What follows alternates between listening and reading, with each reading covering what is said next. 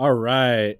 Excited to be here. Today on Summon Sign Interview, we have Josh from Oral Inspector.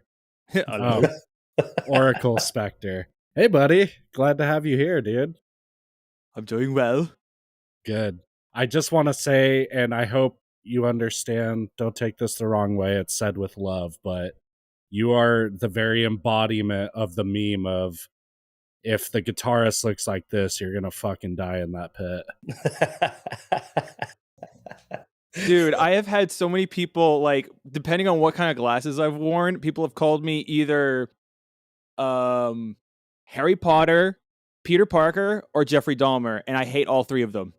Oh, Jeffrey Dahmer's terrible. That's metal as fuck. I was leaning more towards like a Ned Flanders. But I used to have shorter hair, and when I had shorter hair, my wife said I looked like the dad from Inside Out. Oh yeah.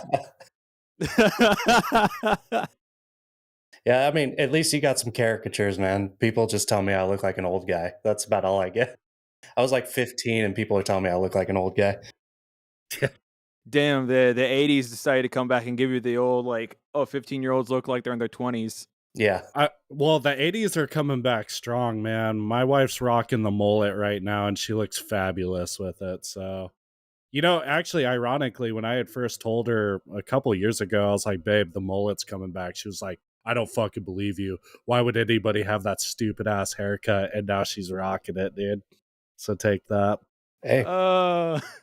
Yeah, party in what's it? Party in the back, business in the front. Oh my god, dude. I respect anyone that gets a mullet and can actually make it look good, because that is one of the fucking ugliest hairstyles that anybody can have. So props to your wife, bro.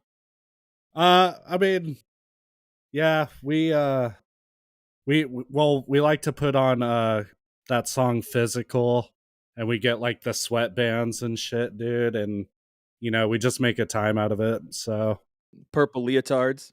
Yeah, exactly, dude. Yeah, they have a sex room, but it's all neon, no black. Oh, okay. You know what? That's a little bit throwback. Hey, yep. How about throwback and then throw it back? You stole my joke. Gotcha. I was gonna say that.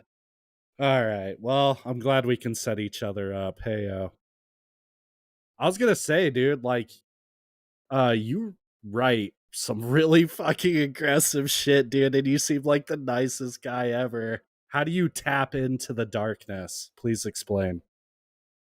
Ooh, kind of part of it is where I have a lot of skill in repressing and sinking down my extreme emotions and putting them into the opposite effect.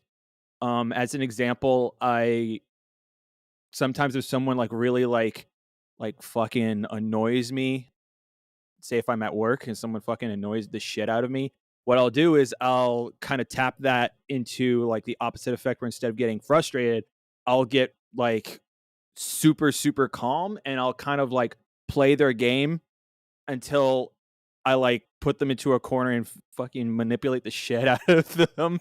Because if you're a great person, actually just by default, I will respect you, like just straight up default. But anyways, I'm going off on a tangent.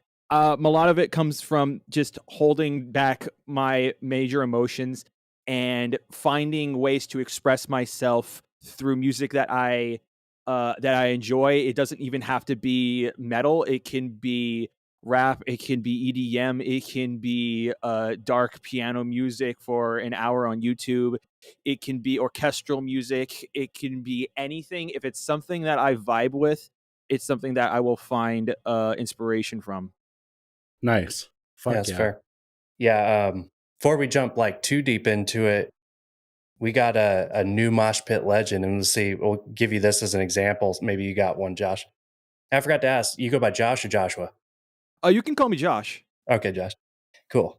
Yeah, so dude, this just happened night before last. We're at a so we were at a Narwhal show, Sky Boss, Narwhal, Local DFW scene. Yeah, local DFW scene, Ultimatum, Abadonia. I think they're outside of DFW.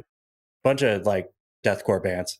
And it's a place called Haltom Theater, and it's like it's a local scene, but it's actually a really big like concert area. So it's weird because you'll go there and it's like these local scene bands. So it's like the mosh pit area is like completely empty. But anyway, so you always get some interesting folks that show up to these shows. And we had talked to Narwhal, was like, they were the headliner of the whole thing.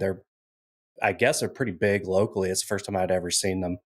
But we talked to them. They were really cool. And then we were, the band started, so we got on the dance floor, or the mosh pit dance floor, The whatever. dance floor. On the dance floor. We started We dancing. got on that dance floor. Yeah, bust a move. And well, somebody busted a move. So the lead singer of Narwhal, right? I guess he was like doing his like flail thing, doing his thing, getting into the moment. And he like in some way slapped this guy. To preface this story, I heard from somebody else who was like, "Whoa, dude, do you know what just happened?" So he just like kind of like slapped this dude. And I remember seeing the dude. He had just gotten off his Amazon route, so he still had the vest on and everything. He still had his Amazon vest on. No way. And I guess the dude got a little pissed by it, and wasn't taking it too well. And bands had gone by, so it wasn't like immediately. He took some time to think about it, I guess. And I guess he was up at the bar and was ordering a beer with the bartender. And I guess maybe he knew the bartender, I'm not sure. And he was like, "I think I'm gonna fucking go punch that guy." And like, she was like, "No, please God, don't do that. Don't do that." And he's like, "No, I'm gonna fucking do it." And I wasn't there for the conversation, but I'm pretty sure he said something like, "The fucking revenge is same day delivery with this motherfucker." So he like he went up to this dude, and he just like, the guy was selling a shirt to somebody else at his merch, table. And he just like walks up and just clocks him in the face. And this is literally, I think they were like 10 minutes from going on too. So he just got like clocked in the face and like backed up, was like, "What the fuck?" Like looking around. This guy goes to the bar, pays his tab, and walks out. Nobody never even said anything to him. Like, I guess he had a package to deliver, dude. And he got 2 out in that day, dude. He at least got 1 package out. Holy shit. Prime members can catch these hands, baby. Yeah. That is a tagline for like some fucking like John Wick shit, It's like I don't see any other way to say, but revenge is like same day delivery is insane. That is a cold ass fucking line. Yeah. Hey, you want to use that in one of the songs? I released that to you. Definitely. I'll pass. Thank you. Yeah. I'll pass. It'd be interesting to work it in. I think we're going to call him the Amazonian. He's just got to be the Amazonian. Oh Yep. my lord. So what you got, Josh? You got anybody crazy like that? Or anything that stands out, really. It doesn't necessarily have to be violent, but No, actually I have something like that. Recently I went to a show where it was the lineup from like beginning to end was Worm Shepherd, Victims, Scumfuck, and Traitors. And this was at the Chain Ooh. Reaction, which is a very small venue, mind you. This venue is really fucking hella small. And mind you, like there's a band that they invited that's local to SoCal that they invited to play before Worm Shepherd. And there was a bunch of guys who actually ended up like starting like a little mosh pit in the during like the first band's play. And a bunch of them got kicked out because there's a sign that says no moshing. Do not mosh, because of how small the venue is. Like, honestly, the venue is probably like that of, it's probably about maybe like this whole area, this garage that I'm in, and like half of this stacked onto it. It's very, very, very small. And so what happened is that guys kept getting kicked out. And so as the show went on, the crowd just started to die out. And it just got deader and deader and deader. And even like to show just how dead it was, The drummer for Victims, she had broken her right leg while she was on tour, Yeah. and someone else came in and did a sub for her, and she got so frustrated with how dead that the crowd was that she just went up, crutches and all, with a cast, and just started fucking playing, trying to get us all to start moving, and it didn't work. I even tried Ooh. going in there and working around a little bit in the mosh pit without doing anything too crazy or whatever, but nothing got the crowd going. We were all just a bunch of fucking Sims character. You could have sworn that they were playing like on Yellow and Guitar Hero. We were just that dead of an audience.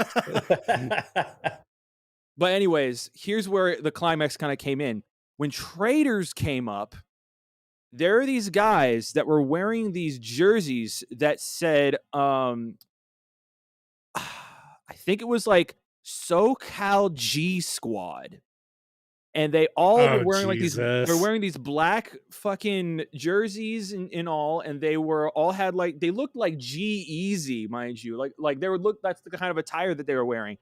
And when Traders started, they literally went in with the goal to hurt people. And like we literally needed to like fucking call the police to get these guys out of there, because they were actually like getting like two guys would go on one person, whoever would go in there, and they would just start fucking them up, and we would have to like pull them apart. And eventually I remember Taylor, oh shit, I Tyler ended up calling them out and say, hey guys, get the fuck out of here. We don't want you guys ruining the show. And then one of the guys then said, show? What show? This audience has been dead since the first band. Holy shit. That's it. The SoCal G Squad. We have a similar story, but I'll link it to you. But basically, we saw, they're called Swing on Sight Family, the 5 Nines or whatever. And yeah, they're basically these hardcore groups that like they go to shows like Body Snatcher or Traders or something kind of hardcore adjacent. And yeah, they go in there with the sole purpose of just fucking annihilating people. Yeah. Basically, we grew up around Anaheim and San Bernardino and shit. And Word. yeah, the hardcore, a lot of hardcore groups kind of stem from that area. Yeah. At least somebody got the pit live, maybe in the worst way possible. But Yeah. It's okay. I made a friend that day. It was really cool. cool. One Fuck of yeah. the guys who was waiting for Traders to get up before he went into the pit. He didn't want to get kicked out, but him and we made friends. It was cool. That's really awesome. So I'm going to change gears a little bit with you. So I'm really interested in your background as far as like music, playing. Like, take me from like little Josh, he started discovering this music all the way to today. My first exposure to, I guess, hard rock would have to be from when I was about like 9 years old, and I started listening to Switchfoot, like early Switchfoot before they became like Imagine Dragons. Then I think I was about 11 or 12 years old, and the very first like screamo metal band that I ever was exposed to was As I Lay Dying with their song Through Struggle. And the reason I found out about it because a church that I went to at the time, this one guy brought his electric guitar and he had like his fucking Line 6 little amp he brought as well, and he was playing Through Struggle. And I thought that was the Pokemon theme, like and I'm like, what? That's not how you play the Pokemon theme. You're playing it wrong. He's like, what are you talking about? He's like, you're playing it wrong. It was visually frustrated. But anyways, that was my very first exposure. And from there, it just kind of grew and grew and grew. And I developed a love for like the truest love for metal that I developed kind of had to start way later in my development when I think it was around 2020. when I heard Immortal by Lorna Shore. That song changed my entire outlook on how metal can be written, because I had always thought that metal is like you're hard all the way through, and then you're just it's like you just go as brutal as you can all the way through. But Lorna Shore brings this new dynamic where it's you're brutal through the chorus and you still have the harsh vocals during the chorus, because all the way up until then you've been like deathcore, but now you have these leads, that this melody that hooks you in, and it's like crack. Like how the fuck did they come up with such a fantastic fucking hook as they did in Immortal is beyond my understanding, because every time I hear that melody, I feel like I'm turning Ultra Instinct. It's impossible to describe how imperative to my life that song is. And I have to thank my wife for that, because she showed me Immortal, and Nice. without a doubt, I think that she is probably the sole reason why I am even pursuing my music as I am today. So, kind of my takeaway from that. So you kind of just like dabbled a little bit, but Lorna Shore is really what like, lifted you into a passion for metal.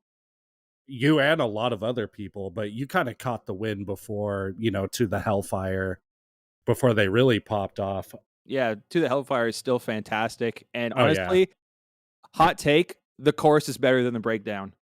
Oh yeah, I'd agree. That's fair. I mean, the breakdown's great, but it's like, I would see if you had never heard anything like that before, I'm sure for a lot of people, it's just like, what the fuck?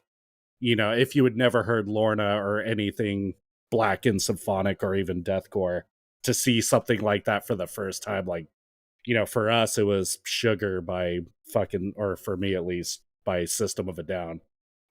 That was my Lorna Shore back in the day, my To the Hellfire. But no, and interestingly enough, I do see when I listened to the Crows EP, my first thought was like, okay, I'm sensing a lot of influence from Lorna Shore here.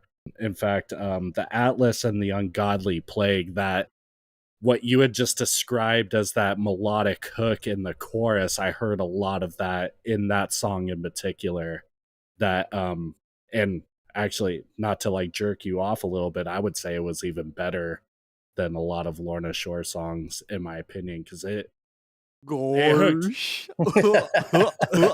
No, it literally hooked me immediately. I was like, okay, this sounds like Lorna Shore, but it's like the melody of it resonated with me more than a lot of their stuff, and I love them to death. But something I noticed was, and you specifically said that Crows was symphonic deathcore. You made that distinction, but I kind of wanted to talk about the difference between Crows and Embrace the Shadow and the singles you had released prior to Crows, because those seem much more, I guess, blackened. You definitely made the distinction, so why did you kind of switch up? Well, I started off wanting to do symphonic melodic deathcore. But then I wanted to go a more blackened route, because my wife loves black metal, and she'll just pop on some Dark Funeral and Burzum whenever, and it's just like I'm like, you know what? I want to fucking impress her. I really want to like show her, yeah, hey, check this out. Your husband makes black and deathcore. Check this out. And so I did the God of Extinction EP, and each song is an act of his story, where it is about the downfall and resurrection of the new mankind. And then there's the agony of the piercing resonance, which is a song about my struggles with living with autism.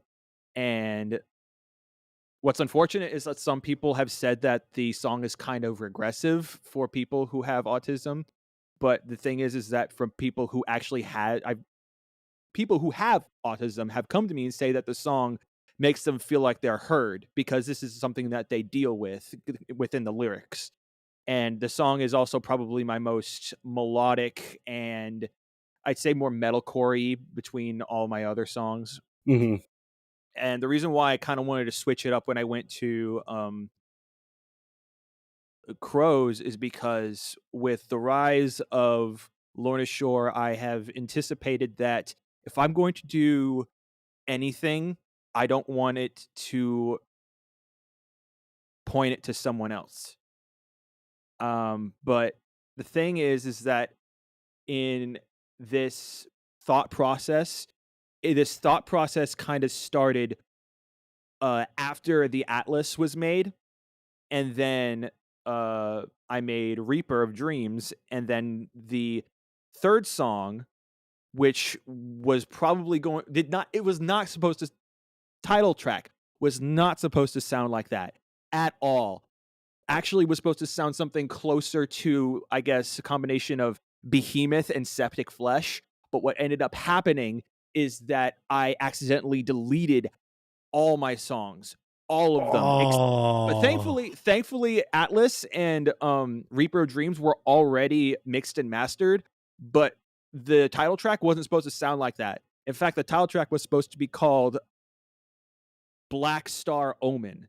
But what happened is with it being deleted, and and the worst part about all of this is that I was supposed to get Taylor Barber on that song because every song was supposed to have a feature, but I could not get him onto the next track, the title track Crows, because he was so busy with Project Vengeance and his own music and other features that he was on. He was such a busy guy, it's hard to even track him down. And it was like, at first I was like, I'm like, does he hate me? Is this personal? And then I had to go back and think, no, hold on. He's a busy guy. He's a very, very busy guy. He's out there on that grind, taking care of shit. So maybe someday, I will go back and I will re-record Black Star Omen and I'll like make it come into fruition and probably release it as a single. But with the direction that I'm heading with my full-length album that I'm planning on releasing, it would not fit that aesthetic that I have. So it would probably have to come after the release of that album. Yeah, that's I'm sorry to hear that never came to fruition for you, dude. That's got to be super sad to like that's such a big fear of mine, dude, is like actively working on something and then it just all goes to shit, dude. Like, that's terrifying.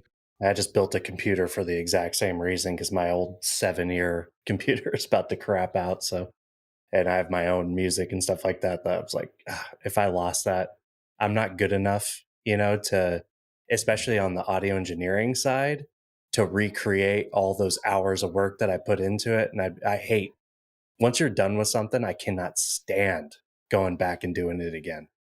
It just, it's different. It's recreating and creating are two completely different things. Yeah. In my book. You're not getting anything magical when you recreate something. No. Yeah, you're not capturing the essence of what you first, put into play. That's why everyone hates Disney right now, because that's all they're doing. Yes, recreating. Yeah. So I was going to ask you about the EP. I know you said Crows is about fallen angels, right? Yes. That's the idea behind Crows. And so is there an overarching like theme to the EP, or did you just kind of did it each one individual? No, this one I just kind of made each one its own thing. And like Reaper of Dreams is about abusive parents, or specifically a abusive parent dying. And as he is descending through his death, there are two demons that are taunting him and berating him for his actions or her actions during their life, and just telling them Reaper of Dreams. They are calling him the Reaper of Dreams because what they have done is they have squandered any chance of their children of achieving anything great in their lives because they themselves did not achieve anything in their life. Their life sucks, therefore their children's lives must suck. Reaper of Dreams, I ask of you, where does your mind go when the abhorrence remains? Reaper of Dreams, I ask of you, do you feel beautiful when you tear off their wings? That makes God sense. damn, dude, that's pretty Yeah. deep, dude. Like it's so because it's so easy to like, just put a bunch of like, edgy nonsense on a paper, but like until you give the song meaning like that, like, and I mean, to be honest, I would have never even made that connection, and until you just shed light on that. Not calling your songs edgy whatsoever, but Oh no, they're edgy. They're edgy. fair enough. But it's like I want to know, like, through your own traumas, like how can you translate who you are as a person or what you've been through into a metal song? Those are the best metal songs ever written. You know what I Exactly. mean? And sometimes it doesn't even have to be something out of your own experience. Some of the No. greatest songs of all time, or some of the most popular songs of all time, are completely false. I don't know, I don't remember what her name was, but there's a country singer where she keyed some guy's car and slashed his tires. Didn't actually happen. Yeah. Yeah. Fair enough. But actually, that brings up a good point, dude, because even if you're just a good storyteller, right? So a good example of this is Slug from Atmosphere. If you've ever listened to Atmosphere, that dude paints pictures with his words in such a way it's very vivid, the way he describes everything. And I think you do a lot of that as well within your own music. Yeah, that's something I enjoy too. Is I enjoy. We just did a wrapped on a episode where I brought up the song "Traces" by Vilja Harta, and the thing I like about that is every time you hear that like clean chorusy, empty shells whispering quietly, every time that he goes into that line, it invokes a different image in my head. Because it can mean so many different things. I'm sure it has meaning to him, and it has his own specific, but I love that, kind of like what people say when they read the Bible, right? you can get it 20 different ways every time you read it. That's metal for me. It's very true. And I love that part. And I said this in our interview with Sean too, is I think this is a Lane Staley quote, is that your music is only yours until you release it, and once you release Facts. it, I it remember belongs to hearing that. everybody I else. remember hearing that. Yep. And that's something like, if you think it's great and everybody thinks it sucks, it sucks. That's just what it is. If your lyrics mean something and they don't mean that to anybody else, they mean something different. It's their meaning that's more important than your own. And that's a hard thing. I think a lot of artists, because you put your heart into it and you want it to be about that. You're the one who created it. It's hard to separate yourself from the creator and the listener. So just makes sense. It's interesting that it wasn't, because your lyrics in the EP, going back to my original question, you do reference like wings and crows and things like that. So that's why I thought, well, maybe that was the original idea. But that's what I like about it, because I like the idea of like, the Book of Enoch. I'm not very religious myself, but I love the fallen angel stories, the relation to what's the word I'm looking for? Anunnaki and like all that stuff. I love that shit. I'm a big friggin' Ancient Aliens buff. So I love getting nonsense spewed at me all the time. That's probably, I don't know, so therefore aliens. But hey, I like the ideas up behind it. So that's really cool. Very thought provoking about angels, but Yeah. no, I like the parallels you draw between crows and angels and the metaphors you give. That kind of segues into like when you have an idea for a song or the first inception for a song, kind of walk us through what your writing process is and how that looks for you. I will give you an example through, I guess we could kind of just start with Reaper. So Reaper, the idea kind of stemmed from when I heard about someone's troubles with their family, and the whole life story about how every chance that they wanted to do something, either even if it was like something with their school, every chance they wanted to be something. They want to be something great. They wanted to achieve something with their life, but their parents kept telling them, "No, you can't do that because look at where we're living in. We live in a poverty-stricken household, and da da da da da. We can't do this. Can't." And they just continuously live their life with their parents still in their head. There's nothing that they're going to be able to do to get them out until they come to terms that all that self-hatred for them isn't them, that is their parents haunting them. And over time I kind of thought about how can I make this something for more people to hear, because this is something I know for a fact that is not just a one person deal. I don't believe that there Mm. is anything that anybody has ever gone through that anybody else has never, just one person has gone through it. That's why I hate it when someone says, "Am I the only one that is feeling this way?" No, you're not the only one that's feeling this way. You just need to find people that are willing to either listen or relate or both. It is very sad that these days we don't have a lot of people that are able to get the attention in a healthy, productive, and constructive way anymore. And so that's what I wanted Reaper of Dreams to be, a way to completely deconstruct the demons that birthed them, and and tell them, hey, they're terrible people for what they've done to you. They are going to haunt you for the rest of your life, but you have to, on your own, learn how to combat them, because they are your demons, and you can overcome them because you're human. That's fair Nice, enough. dude. Yeah, I think we had a Solaire and I had a pretty intense upbringing too, so we can relate in a lot of ways. We use comedy to cope. Yeah, we do. Hey, That's the best exactly way to how we do cope. it. Yep. Hey, so switching subjects a little bit, I noticed, well, we both noticed, I'm not a big anime fan, but Solaire is. And some of the videos that you guys, that you've had have been Bleach related. I'm pretty sure that's Bleach, right? That is absolutely Bleach. And it looks like I think, Solaire, you said that King Malice had a similar video too? King Malice did one with Berserk, yeah. That wasn't my idea. That was completely like, their idea. I just kind of helped them out in regards with the music. Are Did you still somebody working with make King those? Malice?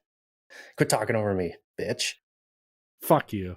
No, I'll go first. I know you were doing guitar work for King Malice at one point. Are you still doing that? Yes, I've been sending them ideas for intros and verses and even some melodies. I really do enjoy like talking with these guys. They're really fun and really cool, and I'm really honored to be able to work with them. But a little bit of a transparency here, though.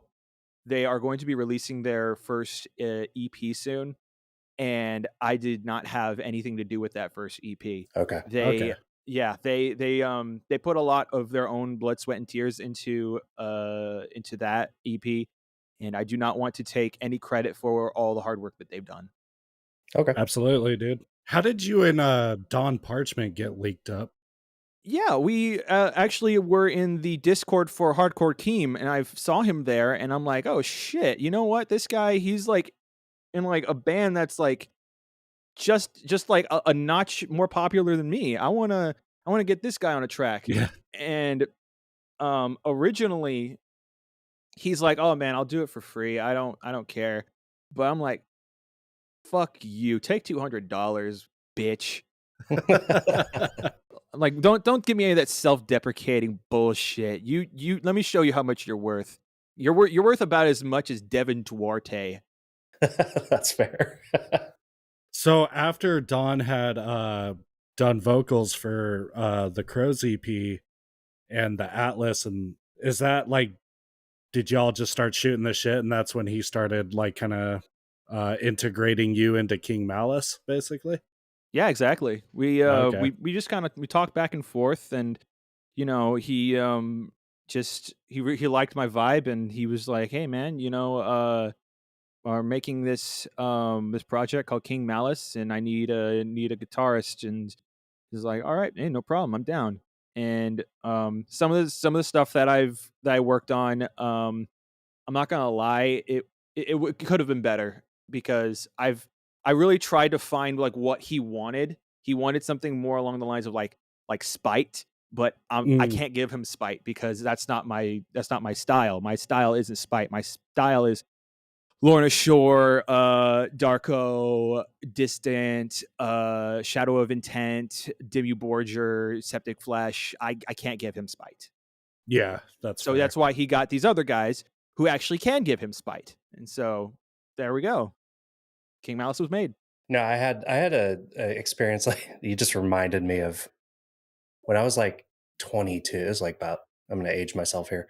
Like about 15 years ago, I was trying to find a band to play with. This was pre. I mean, MySpace I think was around at the time, but like that really wasn't social media in the way we know it today. So it was impossible to do like remote, bands at that time. So I was trying to find a band in like Denver area, and I ended up finding this band that wanted to do it. Their drummer was sick, and they were just like cool as shit. But I showed up, and like I'm from originally kind of I was born in California but raised in Texas. My parents were separated. We got different fathers. I have like a Texas twang to the way that I play. I'm a big Pantera fan, that type of stuff. I'm influenced by the geography I came from. So they didn't want to hear any of that twang in anything. I think they were kind of more into like Remembering Never, like that band, or things like that. And that just wasn't my thing. It kind of sucks when people aren't open to hearing, like, not that that's what's going on with you, but they were not open to hearing anything that had to do if it didn't sound like exactly what they were going for. And it was like, okay, well, you guys are the only band I know around here. So I tried for a while, but it That just never worked sucks. out, That man. sucks. I'm sorry you had to go through that, man. That's ass. But I mean, it really sucked because they were really fucking good musicians, but not very open minded. It is what it is, man. So yeah, I saw like a big relationship because we were looking at Sean's stuff with Sunscourge and your stuff. Both you got Warm Shepherd on your tracks. He featured you on his older EP and all that stuff. So I was really surprised when Sean said he was from the East Coast, because I assumed that you guys were all locally based. But yeah, no, you guys just work together. It's a great day to be alive, right? Hey man, you don't have to be locally based to be based. Yeah, that's fair. I mean, we've only been doing this for a few months now, but I remember we had posed a question kind of along the lines of like what people wanted to us to talk about, or something, a topic that might be interesting. And I think you had originally brought up the idea of how important reaction videos have been for the metal community. So I kind of Yeah. wanted to shoot the shit about that. So obviously you're seeing some success with Oracle Spectre, for being a one-man band. You're up to how many streams now? Are you talking about like monthly, or are you talking about my overall? Overall. I've definitely passed like over 100,000. But right now it goes Reaper of Dreams with 61, God of Extinction with 37, Womb Mother with 15,000, Agony with 12,000, Atlas with 11,000, and Crows with 5,000. It just beat the Observer. Oh, nice. Yeah, Reaper of Dreams, obviously. I did see that is certainly the most popular. Who all has reacted to your music? I know Hardcore Keem has. Hardcore, Scene Fiend, Orion. I actually got a couple of there's really small channels that were reacting to it, that I didn't even ask to do it either, and they were just like, oh hey, Orion did this, and so they kind of Mm, followed along his idea as well. And then there was another one called Malachi Reacts, and this guy, he's from Europe, and bro has been blown away by my work like ever since Atlas. So when he first started off with Reaper, he's like, "Hey, I really love this," but then and he really wanted to see me like develop more with my song and my music. And then when I dropped Atlas, he was like, "Yeah, this is exactly what I was looking for. This is fucking sick." I like honest reactors over hype reactors, Mhm. which is kind of my problem with certain unnamed reactors that all they do is give hype reactions and all they do is say, "Hey, it wasn't my thing, but here's what I liked about it anyways." It's like I don't want to fucking hear that. What I want to hear is, do you think it's good? Yeah. Yeah. It's like you're so fucking hooked on your numbers. You're hooked on your obsession with getting like little ins and outs through the industry, getting free shit from bands. You're so hooked on this little dopamine thing that you don't give a shit about the craft. You don't give a shit about how your audience. You're basically playing everybody for your own self gain, and it pisses me off when reactors do that. Like fucking give a shit. That's why I only seek out like Hardcore Keem and Scene Fiend and Richard Janvrin. These three guys, they give so much of a fuck about metal. They care so much. And I just can't picture anybody else that can help people really understand, like, okay, this is good. You should go check this out. It's like, oh, this is all right. Or this, that.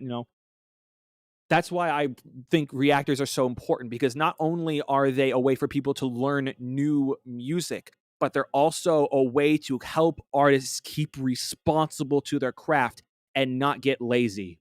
That's what I have to say. That's been our stance with just like talking music this whole time, dude, is like, I'm not afraid to say that something's mid. You know what I mean? In hopes that, I want to be constructive about it, obviously, dude, but like, there was some people that weren't too happy with our Of Sulfur review, even though it was a good review, in my Yeah, you guys opinion. gave it a great review. What?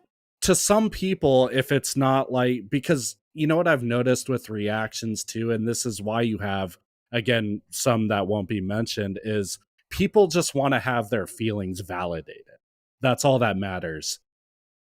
So, and they capitalize on that. So instead of, telling these bands like, hey, I might have done this section differently, it's just like, oh my God, it's, fucking jizzing all over themselves like it's the greatest shit ever. It's like, no, dude, I want, like, if I were a band, dude, most important thing is for someone to, constructively, of course, tell me like, hey, this is, maybe that there's something off about the mix, whatever it might be, but like, I just don't get any if we were to release our own music, I wouldn't get any honest satisfaction out of everybody being like, yeah, this is the greatest shit ever.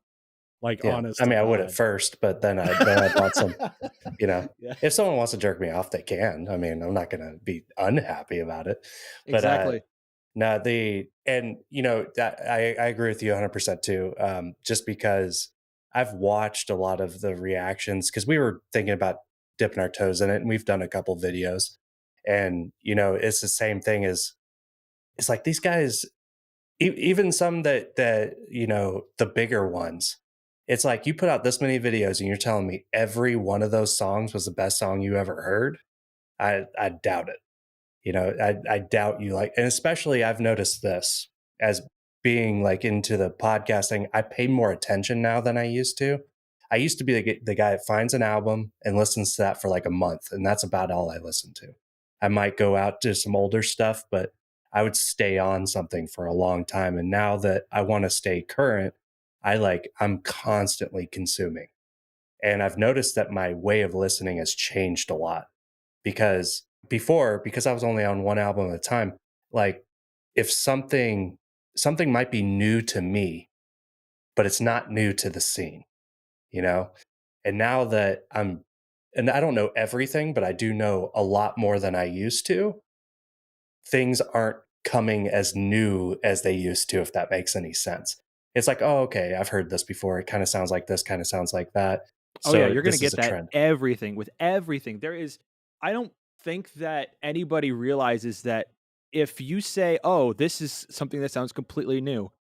No, it's not that it sounds completely new. They just took things that already existed and reconstructed it and recontextualized it in a way that makes it sound unique, but also familiar. Yeah. Music making is like Legos. You're taking pieces that already exist and making it into something that's your own. Yeah. I mean, that's the whole reason scales exist, because we got to stay in some sort of, lines And of. fuck them scales. Yeah, I don't use them, but that's why they exist. I've tried writing songs with like, oh, look at this like Japanese melodic minor. That sounds cool. And then, yeah, it never inspires anything. The sound has to come first. And, Music theory is bullshit. I will actually say my process is actually similar to you. Like, it's almost like something out of the void, just like a melody comes to mind, and I'll start humming it, and that's literally how I'll go from there. And yeah, actually, recording yourself is a good idea, because there's been so many melodies I've lost. I'll be like, "Fuck, how did that go again?" Yeah. Fuck it, I lost it, dude. But Scene Fiend was pretty interesting, dude. When I had asked him his process, he was like, "Well, I'm self-taught," and he's like, "I just fucking write something that sounds good." I'm like, "Yeah, that'll work." It was like so nonchalant for him. It was like, "Yeah, I don't know, dude. Shit just sounds good. I don't know." Yeah. No, there are two different styles of writing. There's the berserker and the architect. Berserker, he just throws shit at the wall until something works. The architect plans it all out from the very beginning. I had noticed that Reaper of Dreams that you had Devin on was a little bit different than the other tracks, in that there was almost like this section that felt like kind of slam in a way. It was very bass heavy. I noticed it just stood a little apart from the other songs, but I liked it. Can we expect something like that in your new music? Are you gonna playing around with different ideas, or is it pretty straightforward? I'm gonna just tell you guys this right now. I have sent you a file that has my new unreleased song. It is mixed and it is mastered. It is ready for release. The only problem is that I just need to get a video up for it and Okay. an album cover. Once I get all that shit together, then I'll be working towards a release date. You guys want to know what kind of style I'm going to be going for? It's going to sound like this song. It's already on WikiLeaks, man. I already got it there. Man, I'm out. I guess outside of the music, is there any like influences you draw from, or like what do you like to do when you're not writing? Consume. Consume what? Come. Nice. Oh, Me we too. share. No, We share. I'll just listen to music, and if I'm not listening to good music, then I'll listen to bad music. I actually have a very secret passion for poorly made, absolute bombastic train wreck shit pieces of pile fuck. It just needs to be like some of the most out there, wacky, abhorrent pieces that I've ever heard. If you guys really want what is considered, I believe, the worst, and I mean the worst metal band out there, this band will make 6 Feet Under sound like 90s cattle decap. Yeah, we haven't released anything yet, so I'm not sure what you're listening to. You guys think that your music's bad. This will make you feel good about yourself. Okay. I Hit am me going with it. to goes out to even like the people that are listening. I only say tread lightly because this is awful beyond words. It is a band called Tougher Than Nails. Good luck making it past the first song. Is it like a Five Finger Death Punch adjacent? I wish it was Five Finger Death Punch adjacent. It would actually be listenable. Ugh, big yikes. Well, I'll tell you what, dude. We'll We'll do a reaction video to that. We'll go into that shit blind for you. Oh my god! Oh shit! That's actually a really fucking good idea. We're gonna do that shit. Good. You know what? If you guys actually go through and you drop that, I am willing to bet that you guys could end up blowing up because it is one of the worst pieces of trash. I'm actually excited now to Yeah, get into it I'm because, excited to hear it. dude, I love. Listen, it all comes from a place of love, but I love nothing more than just shitting on things. It is my favorite thing ever, dude. So, Fuck yes. What are you listening to today, Josh? Like as far not the shit, like the good shit. What are you listening to? Let me see. What have I got right now? Honestly, it's just been a lot of To the Grave, a lot of Body Prison, who that's my current mixer audio engineer's band, Body Prison. Check them out. A lot of Darko US, a little bit of Brand of Sacrifice, and oh yeah, and I was listening to some Soul Soul on my way to work yesterday. God tier. It's a crime that Soul Soul isn't like one of like the big bands because Yeah, I'm sure you. I don't know if you heard that episode we did where we almost cried over the whole thing because it was literally I was like, finally, I found a band that just like everything about that album just got me. It's what I needed to hear at that moment.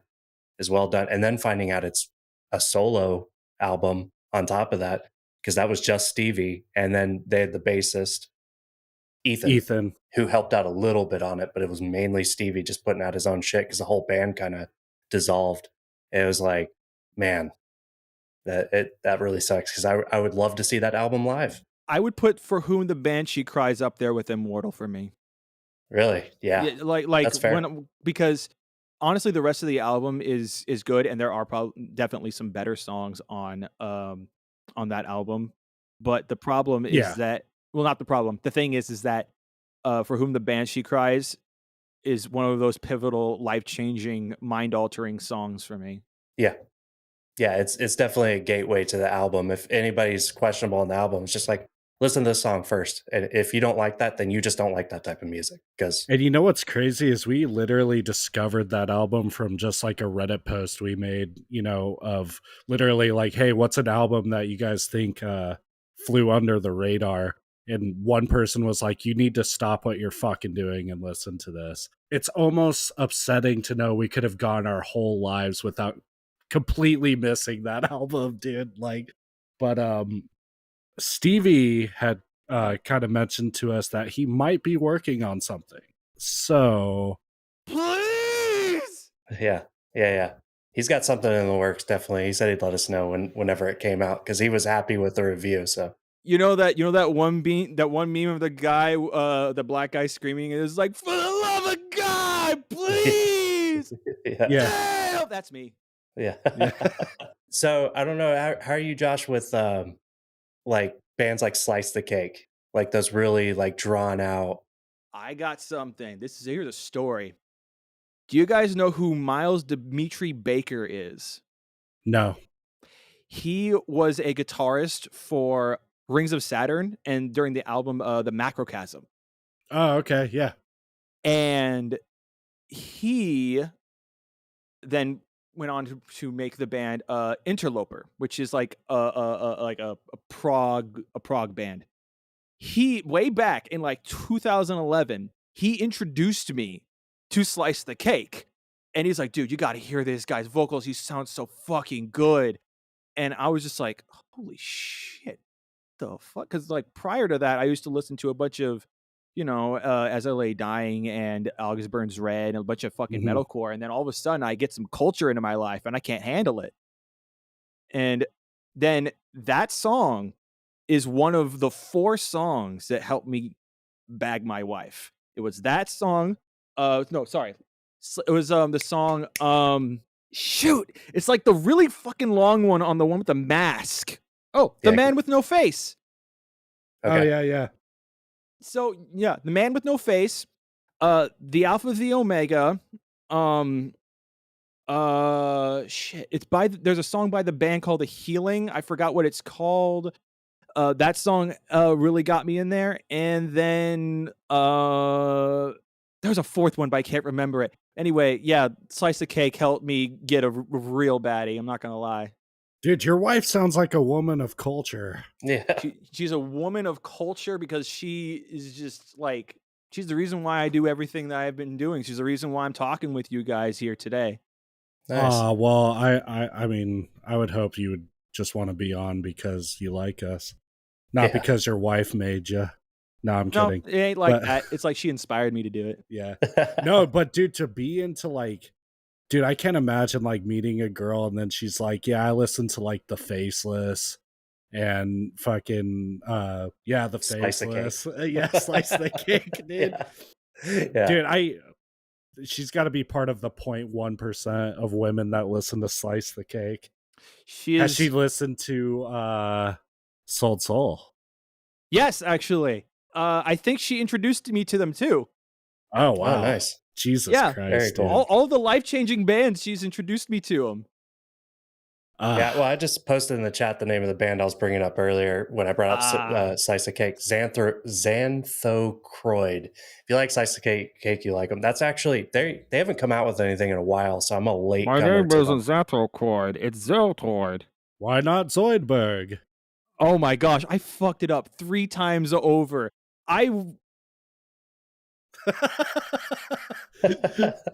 Nah, I'll just take it, dude. You stole my joke earlier, so now we're EVs. I will do the Super Metal Draft, but here's what I want to do. After the Super Metal Draft, right now, while we are recording, I want us to listen to the unreleased song, and the audience, they're not going to hear they're not going to hear the whole thing. Just a little bit of it. Just a little teaser. And then by the end, I would love to hear you guys' thoughts on it. Absolutely. Okay. So let's say I become Bruce Wayne levels of wealthy, and I get to make myself a metal band. Honestly, I would start off with the vocalist, and that would be Austin Dickey from Dark Watch. Bro's just he's just got he's his dynamics, the range that he has. I feel like anything that you throw at him, he can catch it. For guitarists, I think that I would also actually throw in Baby J from Darko. I've had that one before. That's a good one. And then for drummer, I would get Are you thinking of K9? No, I'd get To the Graves drummer. What am I talking about? Oh, yeah. I get To the Graves drummer, and then I would also get their bassist as well, because he's fucking crazy. And then for lead guitarist, I don't see why you shouldn't choose anybody else other than Jason Richardson. That's a good pick. He's a pick for me very commonly. He's my normal one. I mean, he's one of my favorite guitarists of all time, man. So would this be, your idea for this band, what kind of style would they be playing? Mainly, it's going to be like, I'm not going to lie, it's literally just the music that I have always wanted to make. Just a lot of dynamic, beautiful, and it's just a complete package. And it would be something along the lines where it's a combination of Dimmu Borgir, Darko US. Then you get of course Dark Watch in there as well, obviously, and then you have that just the most brutal fucking like verses that you're ever going to hear in your entire fucking life. And they also know how to hold back when it comes to choosing songs to have breakdowns in. They don't have breakdowns in every single fucking song. They just like, all right, so this song's going to have a breakdown and this song's going to have a breakdown because the theme of the lyrics allow us to do it. However, this one and this one and this one, because they're softer songs, we shouldn't put it in there. Interesting. When you were like building up to like, this is what I envisioned this band would play, I thought you were going to be like a hardcore ska or some shit, some ska music. But anyway, he's like, I don't even know what that shit is. What are you talking about? I don't know what 420 means. No clue. Neither do All I. right. Yeah. Is that like police code? Yeah. That's what people say. I don't know. People make all Nice. sorts of goofy Or Hitler's shit up. birthday. Yeah. That's Oh, the other yeah. one. All right. I've got mine next. I'll go next. So for mine today, we're going to do on vocals, Alan Grinjaw from Distant. Then on drums, we're going to do Bryce Butler from Shadow of Intent. On guitars, I didn't pick a bassist. I'm always just going to stick to the Dingwall software for bass. Solid, dude. Guitars, I'm going to do Leo Valeri from Brand of Sacrifice and Matt Perrin from Angel Maker. Ooh, very nice. That'll be my amalgam super metal draft. I'll give mine real quick. So my original thought was the inspiration for this is Rage Against the Machine. But Rage Against the Machine, not Rage Against the Machine, just like the crazy Tom Morello riffs and the kind of hip hop inspired drums, and then just doing everything else deathcore. So that was my thought process. So originally I said Hunter Madison from Hunt the Dinosaur. I think he's a little too hip hop inspired though for what I want to go for. So actually I'm going to go with Ollie Peters instead of Archspire. Nice. With his like kind of like real fast friggin' like almost rappy friggin' deathcore or whatever you call that friggin' craziness. Nice. And then I switched out Tosin Abasi. I thought because I had Tosin Abasi and Charles Caswell from Buried Alive and Tosin being Animals as Leaders. Then I switched out Tosin with Buster from Viliharta just to have that rhythm. And then still Brad Wilk on drums, who's the Rage Against the Machine drummer. And then Clay Gobbert from Polyphia, just for some crazy bass. So yeah, that'd be pretty solid. Dude, I don't even know what that would wanna sound do. like. We'll just see if it ever happened, which it won't. Nah, so. man, that's the fun of it. I'm telling you, if I had just exorbitant amounts of money, dude, I would make these super bands. I would make them do it. Yeah. They would have no choice. I'm like, no, Yeah. you have to make You will songs do together. this. Take off your pants and dance. Here's the money. All right. So I'm ready to hear the new Oracle Spectre, though. Yeah, we're I'm gonna have to do it live. dude. On Right. 3 or after we say 3? Let's say on 3. On Okay. 3. All right, ready? 1, 2, 3.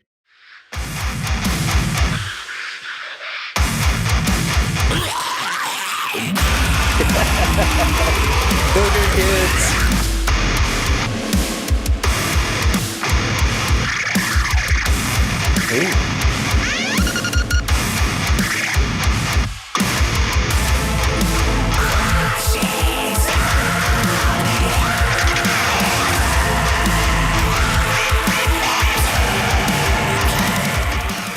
Ooh. Woo! All Dude, right. A lot to unpack there. Okay. Yeah, let me stop it. Holy fuck, dude. That's different than your other shit, but also fucking good. It's the production value, I could tell. There's a definite step up, I can tell. I love the whatever they are, pick scrapes, the fucking whammy pedal in it. Yeah, I was gonna say you've alluded to this a lot throughout this podcast, I feel like, because I'm hearing a lot of the Darko influence within there, dude. Yeah, holy shit, dude. That was fucking mean, man. That was really just you fucking on good. vocals? Totally. Totally? Damn, dude. Yeah, you're a fucking monster, man. How long have you been doing vocals like that? I want to say about like 2.5 years now. Really? Like you've been practicing pretty consistently? And no background before that? Closest I would have is that would like make funny noises when I would be like home alone or in the shower, but no. I mean, don't we all, dude? But Yeah. all right. So to get the the throat nice and warmed up, dude, you just make weird sounds in the shower. Got it. I follow a very strict vocal warm up that basically is just any basic vocal warm up that singers do typically, a lot like that. Mhm. And I follow a lot of the basic scales and whatever, but I don't really go with scales. Just kind of like start at a place that I feel comfortable as my lowest, and I go all the way up to the place where it's the most comfortable for me to go at my highest, and then I go into falsetto, and then I just kind of stop at the highest place in my falsetto. Gotcha. Could you Yeah. sing before that, like just regular singing? Nah, No. no. You're really inspiring me, man. Because that's I have no singing talent whatsoever. So, and I want to learn. I just want to learn to do. I call it booger kid growling, man. When you can hear the snot in your throat, you know. That's why I said during. I was like, dude, there's one like where you just bubble it up, and it sounds fucking ridiculous, dude, in a good way. Yeah. Yeah, I love No, that shit, dude. so that song was like it sounded really fucking good from a production standpoint. It Yeah, was chaotic. a lot of It was bouncing back and forth. I was It, gonna like in say it. too, because one of the things I was gonna say about the EP when we do the review on it is this one of the things I was gonna critique was like I was like the between the guitars and the drums, I wish there'd be like a little more impact, but this song had all of that. Like it hit hard as fuck, dude. Yeah. And wow, I'm just actually kind of blown away, dude. That's that was really fucking good. Holy My shit. dad has literally paid me in like breakfast burritos and like making food for me. It's like, hey Josh, I just made you this. Can I listen to that song again? You got a cool dad if he's listening to that, man. Oh no, Friggin' he's like one of my biggest fans. Like he's like advertised my music to people that he goes to like a little fucking bar at a pizzeria that's nearby his place called Wise Guys, and he's advertised my music to people that fuck with that kind of music. And it's just been like really helping me out in getting like shirt sales, which by the way, they're all completely sold out. I need to get some new shirts. Yeah, dude, let us know when you get some in stock, dude. I'll buy one yeah, same stat. here. But Word.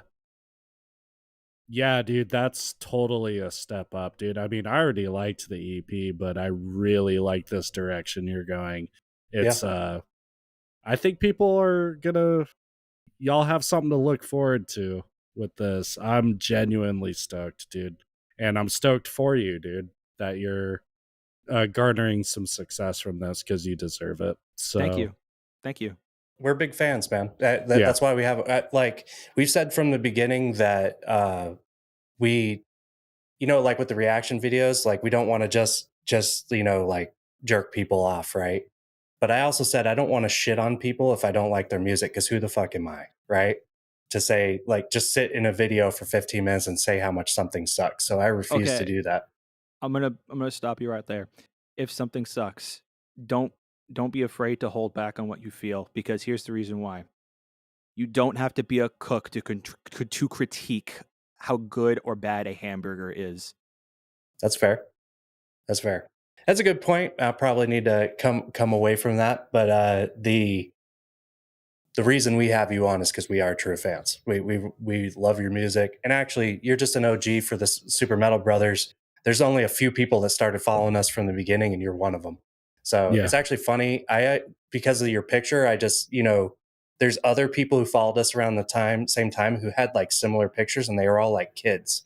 So I thought you were like some like little like 12-year-old kid who was messaging me, and then like you were like, hey, have you checked out my music? And I went and checked. I was like, oh fuck, this is a grown-ass man. And I'm then not I gonna started getting lie. into it.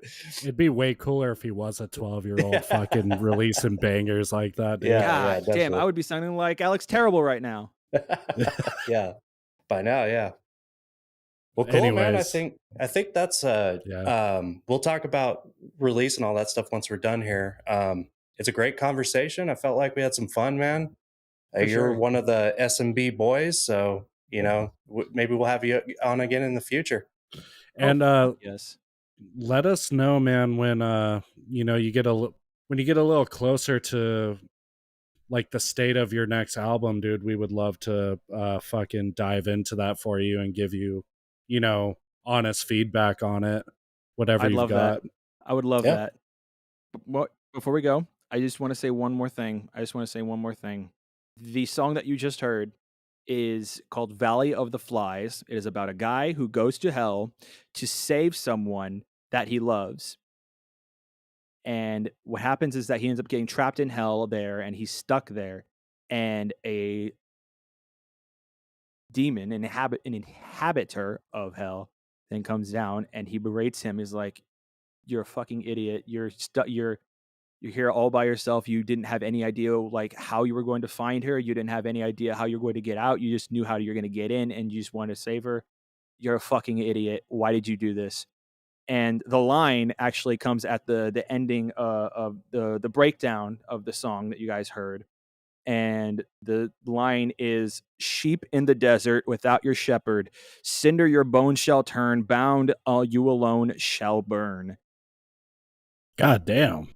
The song is a metaphor for when people have a savior complex and they dive into a relationship with an individual, be it a friendship, boyfriend, girlfriend, girlfriend, girlfriend, husband and wife, husband, whatever. You're in a relationship with someone and your main goal is like, I can fix them. But you end up throwing yourself into this person's hell that is not yours to get them out of. They are there because of either their choice to stay there or they are not ready to leave yet. It is not their time to leave. You can't get someone out of hell. You can only throw yourself into it. And I like the Nice, common dude. themes, man. No, thanks for fucking sharing that with us, man. Yeah, dude. I'm, again, just genuinely fucking excited for whatever you do next. Again, just thank you for fucking taking the time for us, man, and shooting the shit and being a supporter, dude. We fucking love you to pieces, dude. So, Hey, I love you guys too. Thank you so much for everything. yeah. All right. Cool. So we can end it there. Peace out, everybody. Later.